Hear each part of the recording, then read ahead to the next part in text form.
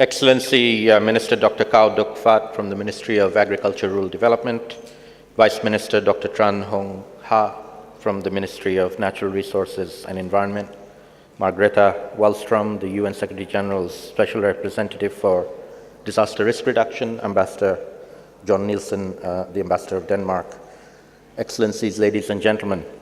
It gives me great pleasure to welcome all of you on behalf of IIED, Bangladesh Center for Advanced Studies, and the other organizers of this 6th International Conference on Community-Based Adaptation being held here in Hanoi, Vietnam, over the next few days.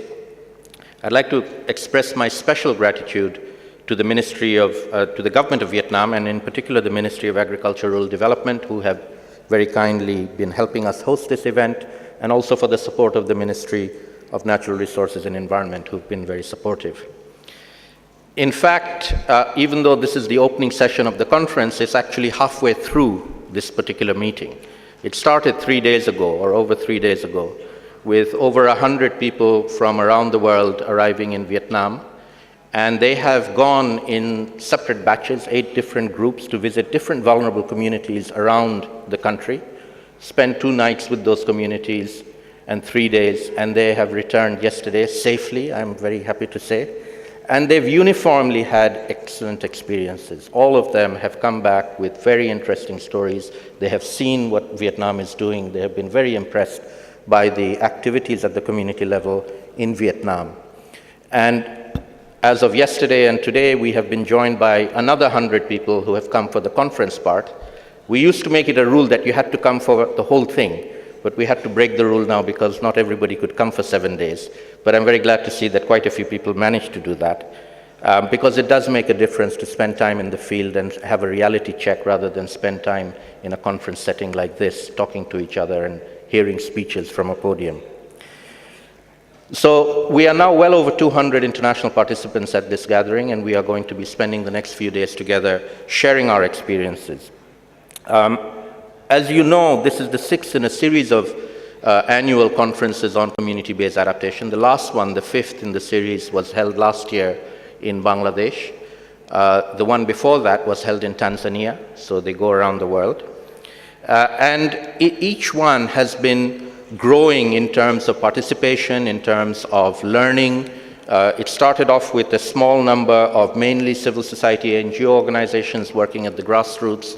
Many more organizations from civil society have joined. We have many more academic and research institutes joining us. We have many international UN and other organizations now with us as well. The conference theme last year was on scaling up community-based adaptation, learning lessons. And in particular, we were focusing on trying to capture the knowledge that is being gained by people on the ground and feed it into the global scientific community, particularly the Intergovernmental Panel on Climate Change, the IPCC, which, as you probably know, is preparing its 5th assessment report now, which comes out in 2014. We were fortunate to have Dr. Pachauri, the chair of the IPCC, come to the closing session in Dhaka for that, and we now have a multi-chaptered academic publication coming out of that conference, which is being published by a well-known international academic publisher, Routledge, which will be able to feed into the IPCC's 5th assessment report coming up in 2014. For this particular conference, the 6th in the series, we chose the theme Communicating Community-Based Adaptation, or CBA. And by communicating it, we mean communicating within communities, communicating it from one community to another in the same province or even in the same country, communicating from communities in one country across borders into other countries, communicating from the community level to the provincial and national level within countries, and to the global level at the global level as well. And so we are going to be experimenting with a wide variety of communication tools and methods, including old communication. We are fortunate to have a number of media people, both Vietnamese and international, with us who are going to be covering the event.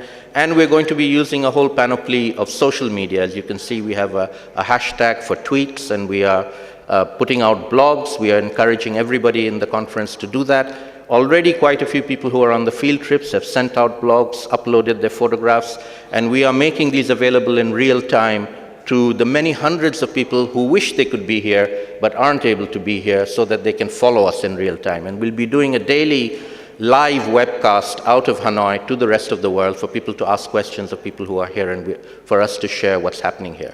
So we hope that we will have many hundreds of pairs of eyes looking at us and what we're doing here in Hanoi, and not just a few hundred people that are here gathered and meeting each other. Although I hope that the face-to-face meetings will be extremely useful and valuable to everybody here as well.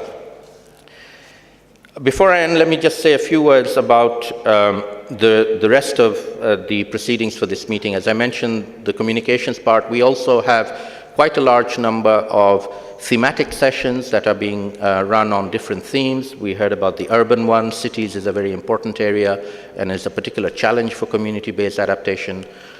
We have many other themes. Some of them are in plenary, some of them are in parallel.